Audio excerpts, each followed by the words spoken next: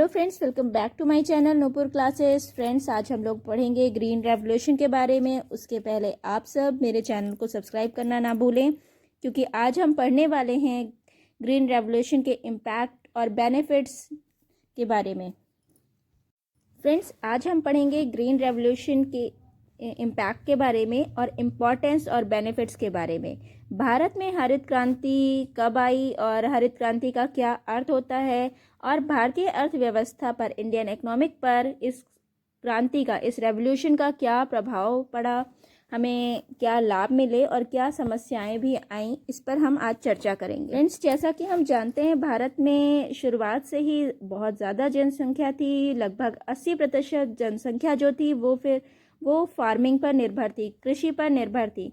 फिर भी जनसंख्या के निर्वहन के लिए अनाज जो था वो हमें बाहर से खरीदना पड़ता था।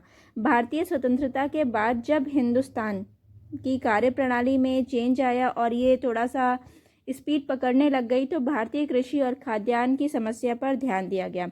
भारतीय खाद्यान्न की समस्या को जड़ से समाप्त करने के लिए, ख़त्म करने के लिए ही ग्रीन रेवोल्यूशन यानी हरित क्रांति को भारत में लाया गया। फ्रेंड्स, अब हम जानेंगे कि भारत में हरित क्रांति की शुरुआत कब हुई। When green revolution started in India. Friends, हमारे देश में ग्रीन रेवोल्यूशन की शुरुआत हुई थी 1960 के दशक के अंत में, और भारत में इसे लाने का श्रेय मिलता है MS स्वामीनाथन को। हरित क्रांति के फलस्वरूप भारतीय जो कृषि प्रणाली थी और जो सिंचित किए जाने वाले बीजों की गुणवत्ता में बहुत सारे चेंजेस आए थे, जिसकी वजह से अचानक से ही कृषि में बहुत सुधार आया, कृषि उत्पादन में बहुत ज़्यादा सुधार आया। हरित क्रांति के फलस्वरूप खेती की तकनीकी में सुधार किए गए, जिसका मूल उद्देश्य केवल कृषि की उत्पादकता में वृद्धि करना था। खाद्यान्न के क्षेत्र में आत्मनिर्भर बनने के लिए 60 के दशक के अंत में भारत में हरित क्रांति का आगाज़ किया गया था, और इसके परिणाम भी बहुत ही ज़्यादा पॉजिटिव रहे हैं, जिससे कृषि उत्पादन में काफ़ी कम समय में अधिक वृद्धि देखने को मिली है। फ्रेंड्स, अब हम बात करेंगे हरित क्रांति के कंपोनेंट्स की, घटक की, कि क्या क्या चीज़ें इसमें आईं। तो हरित क्रांति के आने के बाद हमें सबसे पहली चीज़ जो मिली थी वो अधिक उपजाऊ, मतलब अधिक उपज देने वाले बीजों का प्रयोग इसमें हुआ था, जिसको हम HYV सीड्स के नाम से जानते हैं। HYV सीड्स का फुल फॉर्म होगा हाई यील्डिंग वैरायटी सीड्स। हरित क्रांति में मुख्य रूप से सबसे अधिक उपज देने वाले विशेष प्रकार के बीजों का प्रयोग किया गया था। इनमें बीजों की मुख्य विशेषता यह थी कि कम से कम समय में ये जल्दी परिपक्व, जल्दी से बड़े अच्छे हो जाते थे, फल के रूप में आ जाते थे। और इस प्रकार से बीजों का प्रयोग गेहूं, बाजरा, धान और मक्का जैसी फसलों पर किया गया। परंतु गेहूं एक ऐसी फसल है कि जिसमें सबसे ज़्यादा हमको सफलता हासिल हुई थी। इसी के साथ साथ कृषि उत्पादन में उर्वरक, खाद और रसायन का भी प्रयोग किया जाने लगा। Applications of manure and chemicals in agriculture production. हरित क्रांति के बाद देश में रासायनिक खाद और उर्वरकों की खेती को भी उन्नत बनाने के लिए काम किया जाने लगा। रसायनों के प्रयोग से फसलों के खराब होने वाले जो नुकसान होते थे, उससे बचना संभव हो सका। इतना ही नहीं, शुरुआत में जहां प्रति हेक्टेयर केवल 2 किलोग्राम रसायन का छिड़काव किया जाता था, वहां आज इससे कई गुना ज़्यादा बढ़ चुका है, जिसकी वजह से काफ़ी सारे हमको हार्म्स भी मिले हैं। लेकिन खेती में उर्वरक, खाद और रासायनिक का प्रयोग खेती और उत्पादन को उन्नत बनाने में भी बहुत ही ज़्यादा कारगर भी सिद्ध हुआ है। इस ग्रीन रेवोल्यूशन का एक अलग इम्पैक्ट ये भी था कि इसमें एक साथ हम कई फसलों का उत्पादन करने लग गए थे, जिसको हम मल्टीपल क्रॉपिंग पैटर्न्स बोलते हैं। हरित क्रांति के फलस्वरूप कई जो बीज थे वो जल्दी परिपक्व होते थे, जिसकी वजह से एक ही खेत में एक साल में एक से अधिक फसलों का उत्पादन करना संभव हो सका। फ्रेंड्स, इसी के साथ साथ खेती की तकनीकों का भी प्रयोग किया जाने लगा। खेती में जैसे कि नई तरीके की मशीन्स आई, ट्रैक्टर आए, हार्वेस्टर, पंप आदि का प्रयोग किया जाने लगा। इससे खेती का स्तर बढ़ गया और कम समय में अधिक भूमि पर उत्पादन करना संभव हुआ। नेक्स्ट जो बेनिफिट था वो है कि बेटर इंफ्रास्ट्रक्चर फैसिलिटीज़ मिल गई, बेहतर इंफ्रास्ट्रक्चर की सुविधाएं हमको मिली। हरित क्रांति के फलस्वरूप खेती के लिए परिवहन, सिंचाई और भंडारण जैसी सुविधाओं का प्रयोग होने लगा। गांव में विद्युत की सुविधाएं भी देने की शुरुआत इसी से हुई थी।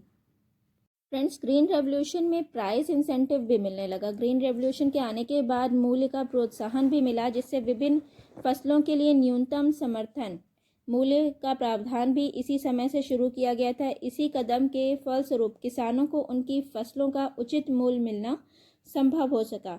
किसानों को दिए जाने वाले इस मूल्य का प्रोत्साहन वे नई कृषि तकनीकों को अपनाने के लिए सक्षम हो सकें, इसलिए किया गया। फ्रेंड्स, इसी के साथ साथ ग्रीन रेवोल्यूशन का एक बेस्ट इम्पैक्ट ये भी रहा कि किसानों को वित्तीय सहायता प्रदान करने का लक्ष्य रखा गया। उन्हें बेटर फाइनेंशियल असिस्टेंस देने के लिए सोचा गया और इसके लिए उन्होंने कोऑपरेटिव बैंक, नेशनल बैंकों के माध्यम से किसानों को क्रेडिट सुविधाएं दी और बेहतर वित्तीय सुविधाओं के चलते किसानों में बेहतर खेती की जो टेक्निक्स हैं, फार्मिंग की टेक्निक्स हैं, उसका प्रयोग किया जाने लगा। फ्रेंड्स, इसी के साथ साथ बेटर इरिगेशन फैसिलिटी भी मिली, मतलब सिंचाई की सुविधाओं का भी विकास हुआ। कृषि में नवीनतम विकास निधि के अंतर्गत बेहतर सिंचाई सुविधाओं का विकास किया गया, जिसके फलस्वरूप लगातार सिंचाई की सुविधाओं के साथ साथ कुल सिंचित भूमि में बढ़ोतरी होने लग गई और फलस्वरूप उत्पादन में तो बढ़ोतरी होनी ही थी। फ्रेंड्स, इसी के साथ साथ सर्विस सेंटर्स इस्टेब्लिश किए गए, जिससे कि कृषि के सेवा संस्थानों की स्थापना करी गई, जिसकी वजह से किसानों की समस्याओं को हल करने के लिए, उनकी समस्या का तुरंत निदान करने के लिए कृषि सेवा केंद्रों की स्थापना की गई और इसका उद्देश्य किसानों में व्यावसायिक साहस को विकसित करना था और पहले की अपेक्षा किसानों को नई तकनीकी का प्रशिक्षण देना था और फिर उन्हें बैंकों से वित्तीय सहायता देकर सेंटर स्थापित करने के लिए भी प्रोत्साहित किया गया। अब तक देश में कुल कृषि सेवा केंद्रों की संख्या 1000 से भी ऊपर है। फ्रेंड्स, आगे और जो इम्पैक्ट्स थे उसमें क्या था, कृषि उत्पादन में वृद्धि हुई, इंक्रीज हुआ एग्रीकल्चर प्रोडक्शन और इम्प्रूवमेंट भी आया। इसी के साथ साथ लोग एम्प्लॉयमेंट ज़्यादा मिली, लोगों को रोज़गार में वृद्धि हुई और फूड ग्रेन प्राइस स्टेबिलिटी, मतलब अनाज की कीमतों में स्थिरता आई और उद्योगों के साथ संबंध की स्थापना, जैसे कि कृषि द्वारा तैयार माल को उद्योगों में कच्चे माल की तरह प्रयोग में लाया जाने लगा। अभी तक हम बात कर रहे थे ग्रीन रेवोल्यूशन से होने वाले बेनिफिट्स के बारे में, लेकिन इसी के साथ साथ जब ग्रीन रेवोल्यूशन, हरित क्रांति हमारे भारत में आई तो हमें सिर्फ फ़ायदे ही नहीं हुए, कुछ प्रॉब्लम्स भी हमें फेस करनी पड़ी, जैसे कि ग्रामीण क्षेत्रों में व्यक्तिगत असमानताओं का जन्म हुआ और इसी के साथ साथ क्षेत्रीय असमानताओं में भी वृद्धि हुई, पर्यावरण को भी बहुत ज़्यादा नुकसान हुआ। इसके बारे में मैं थोड़ा सा आपको एक्सप्लेन करूँगी कि उर्वरकों और कीटनाशकों के अधिक प्रयोग से प्रदूषण का स्तर बढ़ने लग गया। जल प्रदूषण के चलते जलीय जीव जो थे और जंगली जानवरों के जीवन पर इसका बहुत ही बुरा प्रभाव पड़ा। इसके चलते मिट्टी का साल में अधिक से अधिक उपयोग किया जाने लगा, जिससे मिट्टी के पोषक तत्व नष्ट होने लग गए और बड़े पैमाने पर सिंचाई की तकनीकों के चलते मिट्टी का क्षरण भी, मतलब सॉइल जो है वो भी डिस्ट्रॉय होने लग गई थी। फ्रेंड्स, इतना ही नहीं, ये टेक्निक्स जो आपने पढ़ी, ये सारी चीज़ें सिर्फ कुछ ही फसलों पर सीमित थी। फ्रेंड्स, अगर हम सब कुछ पढ़ने के बाद बात करें तो ये ग्रीन रेवोल्यूशन जो थी वो भारत के लिए एक बहुत ही बड़ी उपलब्धि थी, जिसके चलते भारत को खाद्यान्न के क्षेत्र में सुरक्षा प्राप्त हुई और देश की उत्पादक क्षमता में बहुत ही ज़्यादा वृद्धि हुई। वैज्ञानिकों का प्रयोग इस प्रयोग के चलते ग्रामीण क्षेत्रों में रोजगार के अवसर बढ़ने लगे और अनाज के भरपूर उत्पादन के कारण गरीबों को अनाज कम कीमतों पर मिलने लग गया। फ्रेंड्स, इसी के साथ साथ ये भी नुकसान था कि जो लोग इस टेक्निक्स को नहीं सीख पाए वो पिछड़ गए, पीछे हो गए, विफल हुए और इसी प्रकार से कई दुष्परिणामों को झेलते हुए भी हम ये जानते हैं कि इस क्रांति ने भारत देश का बहुत ही ज़्यादा विकास किया है और किसानों का इससे बहुत ज़्यादा फ़ायदा हुआ है। तो फ्रेंड्स, अगर आप लोगों को मेरा ये वीडियो पसंद आया हो तो प्लीज़ एटलीस्ट इसको सब्सक्राइब कीजिए और अपने फ्रेंड्स के साथ शेयर कीजिए और लाइक और कमेंट करना तो बिल्कुल मत भूलिएगा। Thank you everyone.